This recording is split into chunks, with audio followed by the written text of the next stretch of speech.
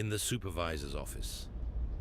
The blinds were half closed, slicing the morning sun into thin bars of light across the floor.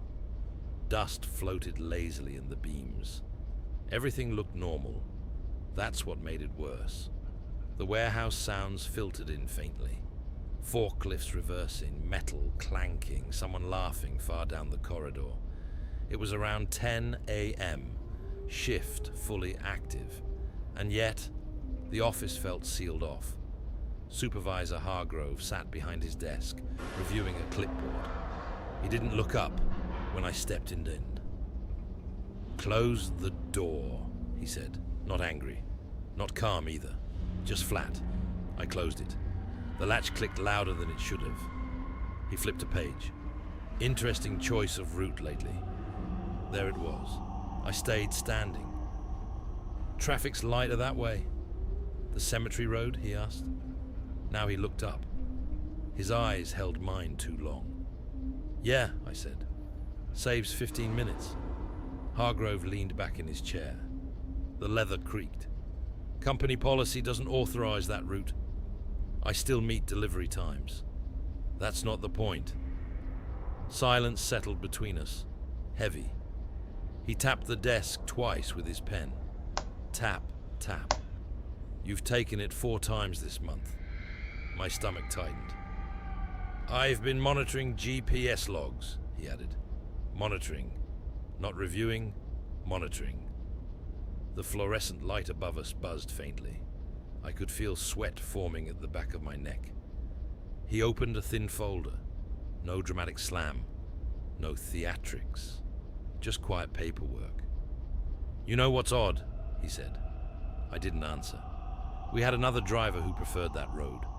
The air felt thinner. He stopped taking it. "Why?" I asked before I could stop myself. Hargrove's expression didn't change. He said the road wasn't empty. A forklift horn sounded outside.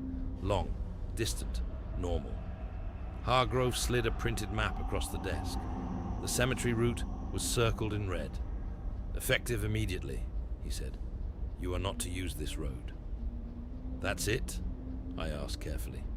He held my gaze again. "That depends." "On what?" "On whether you've seen anything." The question landed heavier than any threat. I swallowed. "Seen what?" His jaw tightened slightly. "Anything unusual?" The office felt smaller. The sunlight through the blinds shifted as a cloud passed outside, dimming the room just a bit.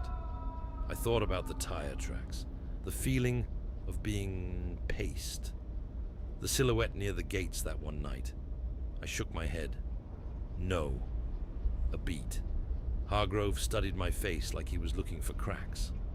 Finally, "Good," he said. He closed the folder. "But if you decide to ignore direct instructions again..." He let the sentence hang. No yelling, no raised voice, just implication. "You'll be off the schedule, permanently." I turned to leave, hand on the door. "One more thing," he said. I paused. Without looking at me, he added, "If you ever feel like that road is calling you..." My chest tightened. "Don't answer." I opened the door. The warehouse noise rushed back in. Normal, busy, alive. But as I stepped out, I could feel his eyes still on my back, watching, making sure, or waiting.